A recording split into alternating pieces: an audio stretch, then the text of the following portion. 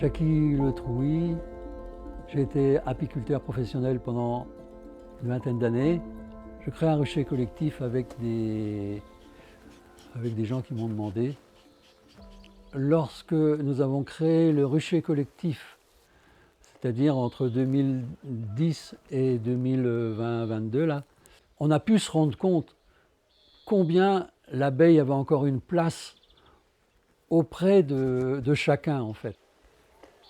Pistil ne forme pas d'apiculteur. Ce n'est pas son propos. Pistil passe par l'abeille pour considérer l'environnement dans sa globalité. C'était 2020. Nous, on est arrivés ici en proposant de repeupler le mur à abeilles. Le mur à abeilles étant aussi patrimonial pour eux. C'est un peu... c'est chez eux, là.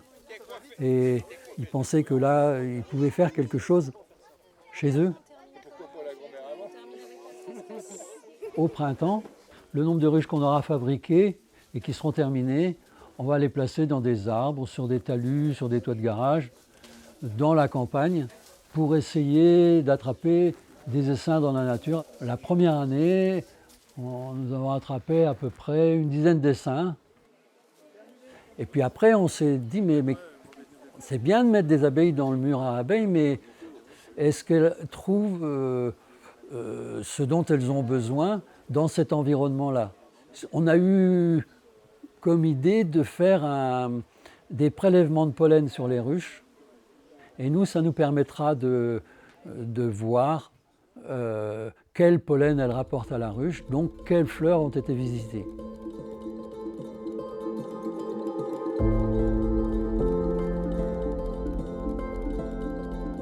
Ici, nous sommes au laboratoire EVA, qui est un laboratoire au sein de l'Université de Caen, qui est un laboratoire où les gens travaillent sur la nutrition et l'écophysiologie des végétaux.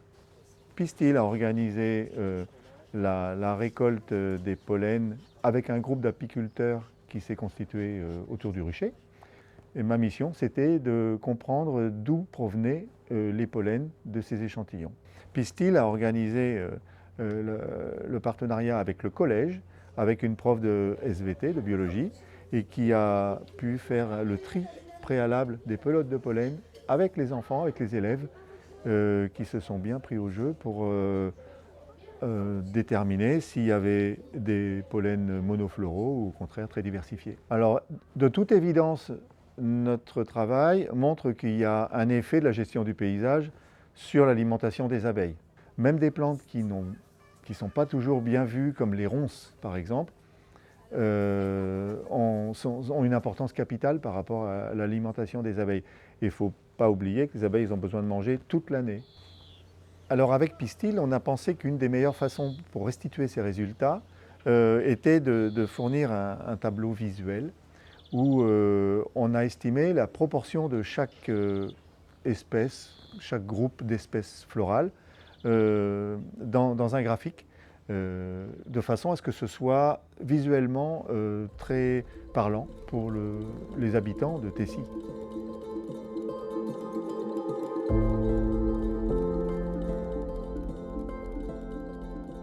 Je suis Audrey Rollin, je suis géographe de formation. Je me suis spécialisée dans la conception de projets en éco-développement avec les habitants. Et là, j'expérimente aussi la construction de projets avec les habitants, mais aussi non humains sur un territoire avec Pistil. Alors, le projet Mellifère Territoire, son objectif, c'est de cultiver un paysage nourricier pour les hommes et pour les abeilles. Quand on pense au paysage qui nous entoure, ce sont les agriculteurs qui le fabriquent, en tout cas en milieu rural. Voilà, ce paysage, il est façonné par les pratiques agricoles. Donc c'est les premiers interlocuteurs qu'on est allés voir. Mais pour nous, c'était important aussi de ne pas s'arrêter là, parce que le paysage, même s'il est directement façonné par les agriculteurs, indirectement, il est aussi façonné par les consommateurs. On peut aussi être acteur de la sauvegarde, de la protection des abeilles. Mais le lien, il est pas direct. Quand on parle d'alimentation et d'abeilles, En général, c'est très anthropocentré. On pense que les abeilles pollinisent notre alimentation, donc elles sont nécessaires pour l'homme. Mais inversement, voilà, c'est comment avoir une démarche apicentrée en fait. Comment, quand je mange moi, je peux penser aux abeilles. Et donc cette demande de faire quelque chose de plus ludique nous a conduit à imaginer un jeu qu'on a appelé le jeu des fleurs fantômes. Les fleurs fantômes parce que quand les aliments sont dans nos assiettes, les fleurs ne sont plus là, mais elles ont existé dans le cycle de vie de l'aliment.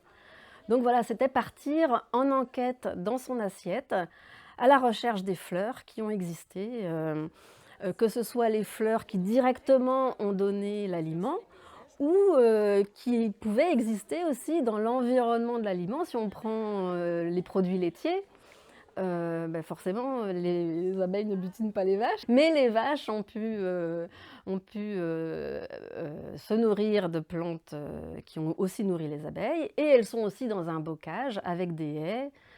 Voilà, donc quelque part, quand on se nourrit de produits laitiers, il y a tout un environnement en fait qui est aussi lié à l'abeille.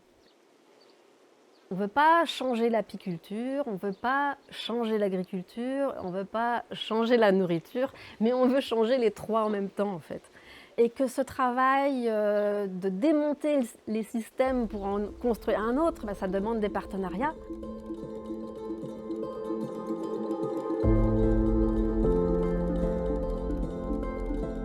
Alors personnellement, la question de jeu fait partie de ma recherche de thèse, donc autour du développement de la créativité des personnes, surtout des paysagistes. C'est-à-dire qu'on est tous emballés par une ambiance de jeu et en jouant, on apprend, en jouant, on crée le lien non seulement entre les différents acteurs et aussi avec l'espace et avec d'autres êtres vivants, même non vivants. On a imaginé un événement sur 2 jours. Et puis logiquement, comme on parle de nourriture, on l'a imaginé sous forme d'un banquet, avec des approches scientifiques et des approches artistiques. Donc en sciences, c'est aussi bien des écologues que des géographes, des sociologues. Dans mon enseignement, on travaille beaucoup sur la cartographie sensible. Donc c'était amusant, en jouant, les étudiants comprennent mieux l'espace.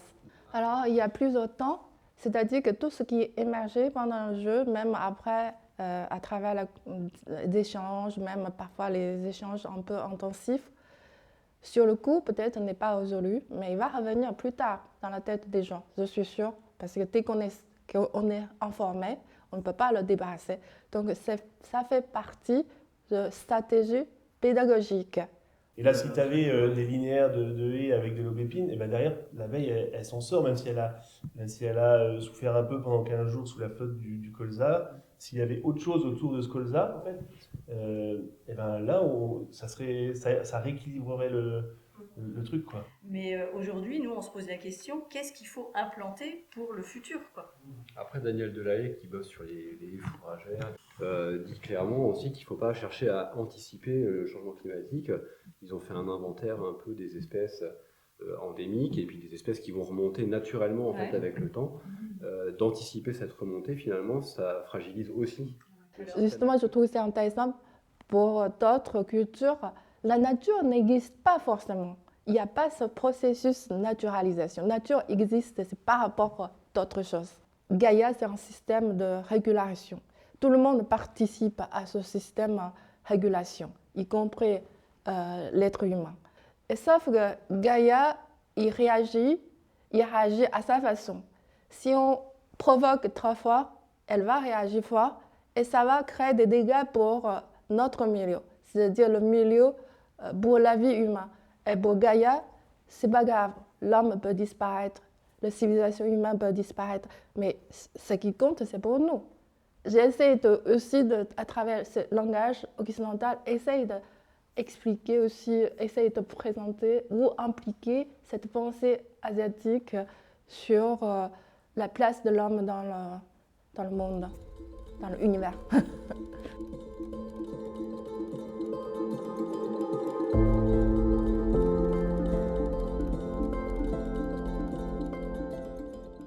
On a travaillé ensemble, mais surtout, on a vécu une expérience en commun. Je crois que ce qui était important pour faire culture commune, en fait, c'était de pouvoir éprouver, incarner en fait le monde de l'abeille, pour pouvoir revenir ensuite à notre monde humain et commencer à penser ce qu'on pourrait faire ensemble.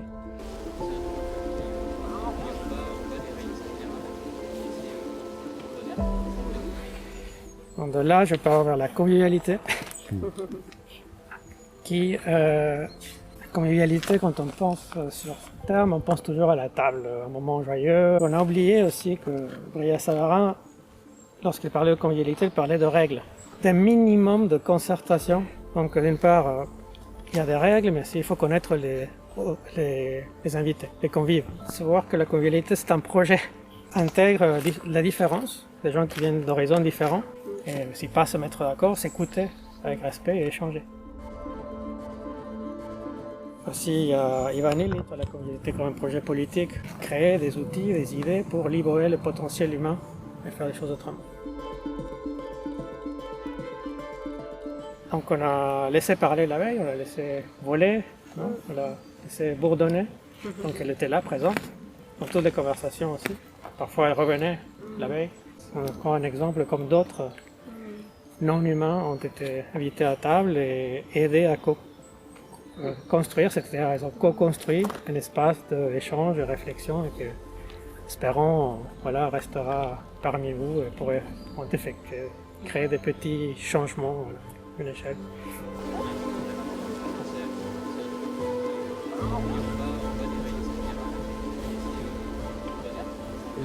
Hannah Arendt disait « C'est à nous de décider si nous aimons assez le monde pour en assumer la responsabilité. » Et ça, je trouve ça... Voilà ce qu'il faut qu'on arrive à faire. Comment on va faire aimer le monde.